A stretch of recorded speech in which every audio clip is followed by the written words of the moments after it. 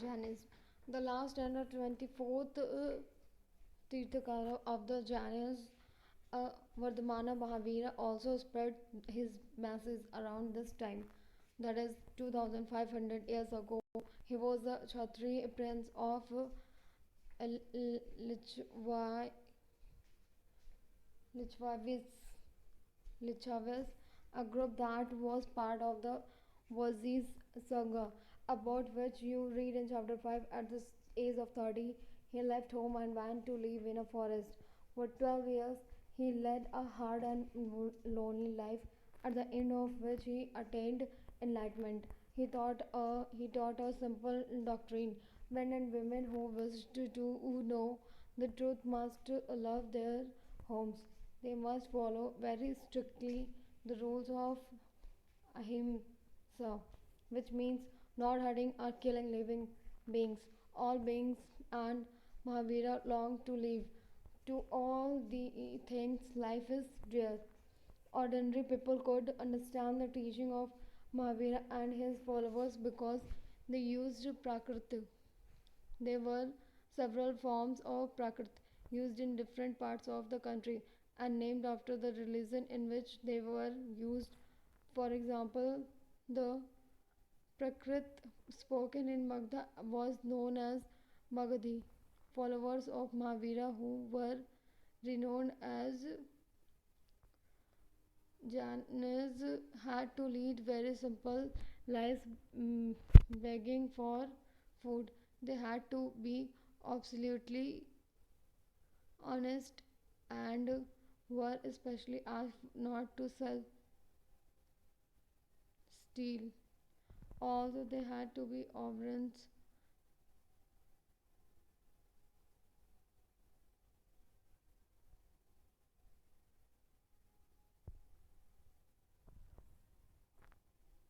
They had to be absolutely honest and were especially asked not to steal. Also, they had to be observed celibacy, and men had to give up everything, including their clothes. It was difficult for most men and women to follow these strict rules. Nevertheless, thousands left their homes to learn and teach this new way of life. Many more remained behind and supported those who became monks and nuns, providing at providing them with food. Jainism was supported mainly by traders, farmers who had to kill insects to protect their crops, found it more difficult to follow the rules. Over hundreds of years, Jainism spread the different parts of the North India and Gujarat, Tamil Nadu and Karnataka. The teaching of Mahavira and followers were untransmitted were transmitted.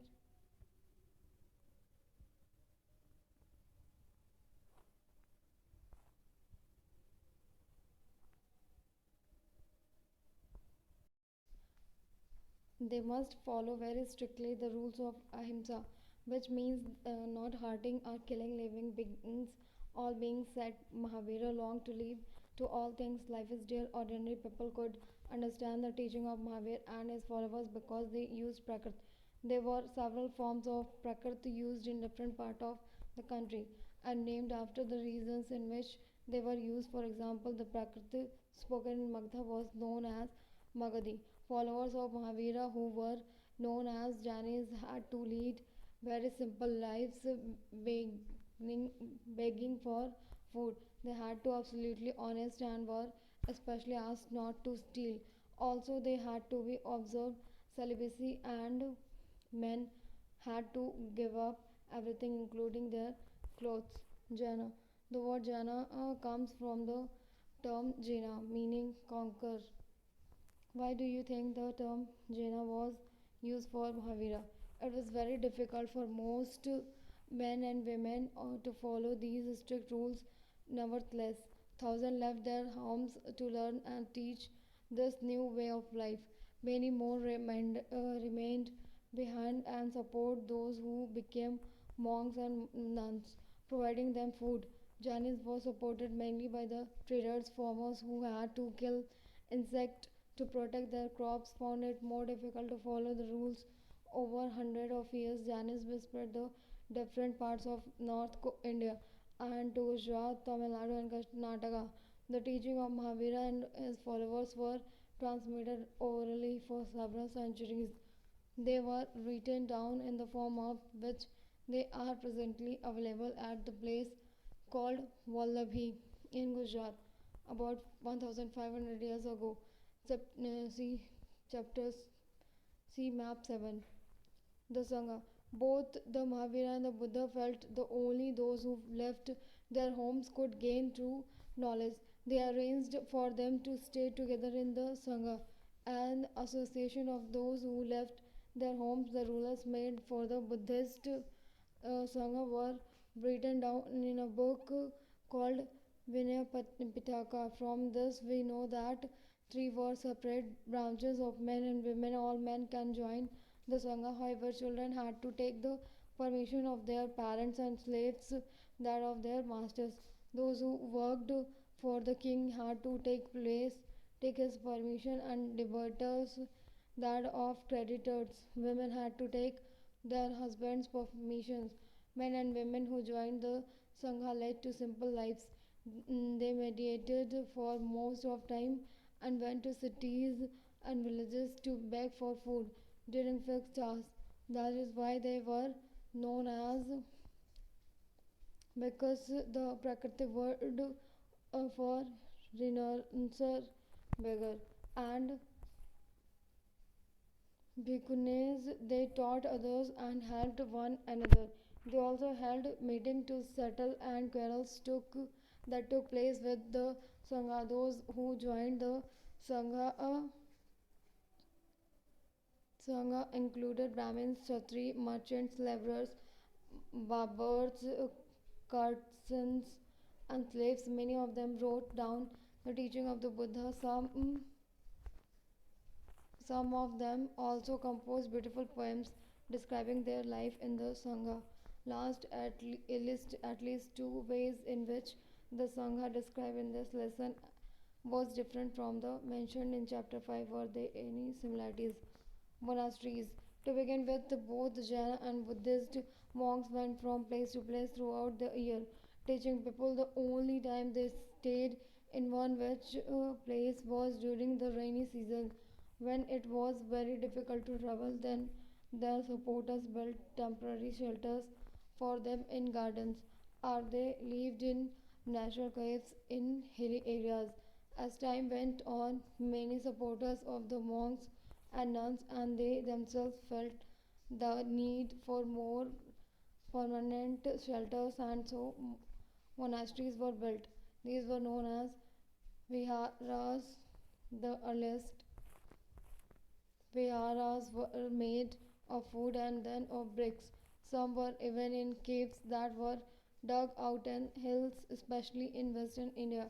A Buddhist text tells us, just as the water of rivers lost their names and mm, separateness when they flow into the mighty oceans, so are Varna and ranks and family forgotten, which when the followers of Buddha joined the other order of monks. Very often, the land of which the vihara was built was donated by a rich merchant or a landowner or the king. The local people came with gift of food, clothing, and medicine for the monks and nuns. In return, they taught the people over the centuries. Buddhism spread many parts of the subcontinent and beyond. You will learn more about this chapter 9 in 9. The system of ashrams. Around the time when Jainism and Buddhism were becoming popular, Brahmins developed the system of ashrams. Here, the word ashrams does not mean a place where people live and meditate. It is used instead for a stage of life. Four ashrams were recognized: Brahmacharya, Grihastha, Vanprastha, and Sannyasa. Brahmin, Kshatriya, and Vaishya men were expected to lead simple lives and study the Vedas during the early years of their life. Brahmacharya. Then they had to marry and live as householder grihast. Then they had to live in the forest and meditate vanprasth. Finally, they had to give up everything and become a sannyasi. The system of ashram allowed men to spend some part of their lives in meditation. Generally, women were not allowed to study the Vedas and they had to follow the ashrams chosen by their husband. In what ways was the system of ashrams different from life in the Sangha? What are the varnas mentioned here?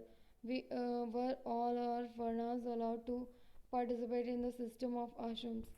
Elsewhere, find Iran in your atlas. Zoroaster was an Iranian prophet. His teachings are contained in a book called the Avesta. The language of the Avesta and the practice described in it are very similar to those of the Vedas.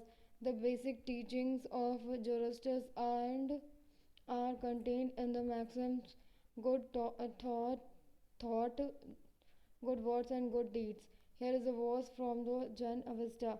Lord, grant strength and the rule of the truth and good thinking, by means of which one shall create peace and tranquility. For more than 1,000 years, Zoroastrianism was a major religion in Iran. Later, some Zoroastrians migrated from Iran and settled down in the coastal town of the Gujarat and Maharashtra. They were the ancestor of the today's Parsis. You want to go to lesson one of the preachers who lived in 2500 years ago. Describe your conversations with your parents as you try to persuade them to let you go. Let's recall